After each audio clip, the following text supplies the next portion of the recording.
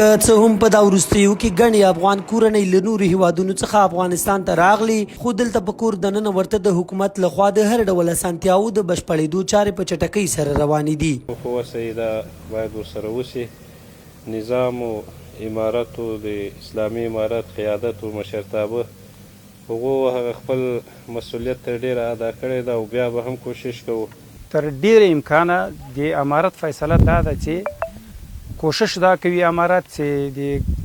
څومره د دوی وس توان کېږي څوک پرې نږدي که په خپل ملک کې د دوی د خپل ولایت کې د خپل هغه پاتې نشي پیدا نشي ورته د ښارګوټي ځمکې او نمرې ورته برابرې نشي نو انشاءالله بل ولایت ته به هم انتقالوي.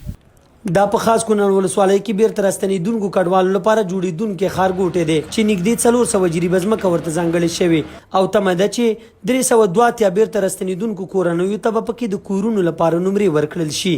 نن تازه په دغه ښارګوټي کې د ښار او کور جوړونې وزارت له لوري د 12.5 کیلومتره سړک او د پاکو اوبو د 2 شبکو چارې پیل شوې. دلته موږ نن عملا د دې شهرک هغه اولویه او ابتدایي کارونه هغه شروع کوو چې د هغې کې سړکونه دي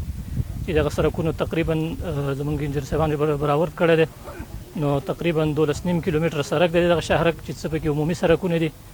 څه پکې فرعي دي او څه پکې حلقوي سړکونه دي.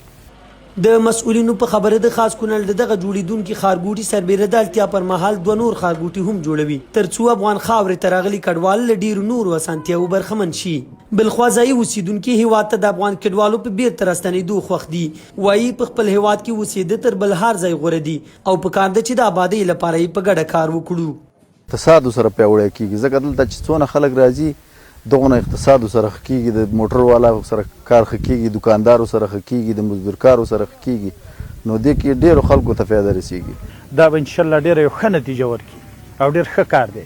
هغه ورونو ته چې مهاجر دي او هغوی په خیر راشي د خیره دغه ځایګنې ورته ټول د دې دپاره یو ښه ذریعه وګرځي او د دې وطن د آبادۍ دپاره انشاءالله خپل وطن دی زموږ چې وطن هم آباد شي. کونړ کې د مهاجرینو او بیرته راستنېدونکو چارو ریاست مسؤلین وایي شاوخوا 9000 افغان کډوالي کونړ کې ثبت کړي چې ډیر هغه یې دغه ښارګوټي کې د اوسېدو لپاره ټاکل شوي کمیسیون ته سپارلي او هڅه کوي تر څو پاتې نور هغه هم له خدماتو برخمن شي.